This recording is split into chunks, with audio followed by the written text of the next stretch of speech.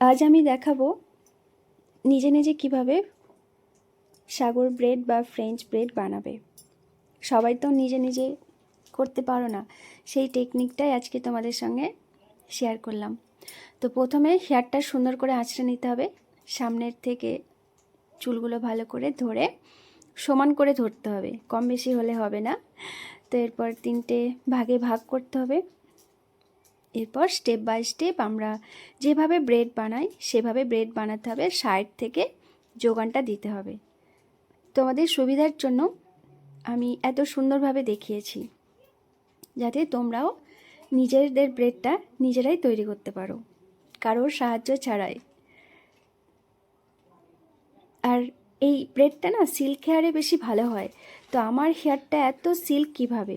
আমাকে তো এই প্রশ্নটা বারবার করে থাকো সবাই যে দিদি তুমি কি বলবে না যে তুমি চুলে কি ইউজ করো, এত সিল্ক তোমার হেয়ার।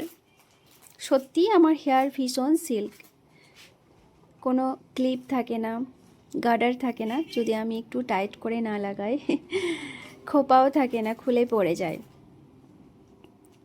তো এত সিল্ক কেন হয়েছে?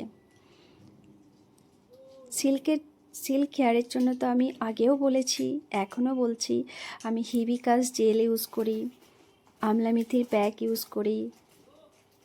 এইগুলোতে না হেয়ার প্রচণ্ড সিল্ক হয়।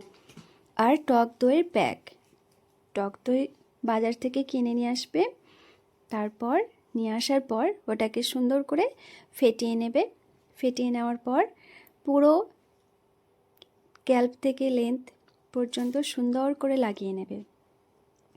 1 ঘন্টা রাখার পর ওটাকে ভালো করে ওয়াশ করে দেবে। তারপর রেজাল্টটা তোমরাই দেখো। কোনো পার্লারে যাওয়ার কোনো দরকার নেই, কোনো স্পা করার কোনো দরকার নেই।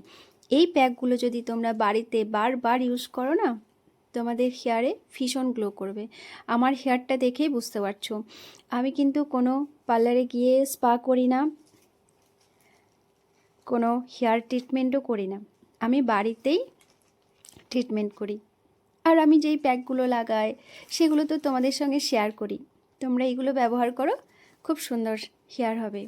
আর হেয়ার ফল আবার কার না হয়, একটু কম বেশি, কিন্তু এটা খেয়াল রাখতে হবে যাতে আমাদের নতুন হেয়ারটা গজায়। দেখো ব্রেডটা কত সুন্দর লাগছে, তোমাদের কেমন লাগছে আমাকে পুরো কমেন্ট করে জানাবে। আর এই ধরনের ব্রেড স্টাইল না শাড়ির সঙ্গে ভীষণ সুন্দর লাগে, দারুণ লাগে শাড়ির সঙ্গে। সেটা আট পরেই হোক বা আমরা যেভাবে শাড়ি পরি সেভাবেই হোক। তো আজ আমি একটু অন্য ধরনের স্টাইলের শাড়ির সঙ্গে দেখিয়েছি। অন্য সময় তো আমরা যেভাবে শাড়ি পরি সেভাবেই দেখাই। তো আজ আমি একটু অন্য ধরনের শাড়ির সঙ্গে স্টাইলটা দেখিয়েছি। তোমাদের কেমন লাগলো কমেন্ট করে অবশ্যই জানাবে।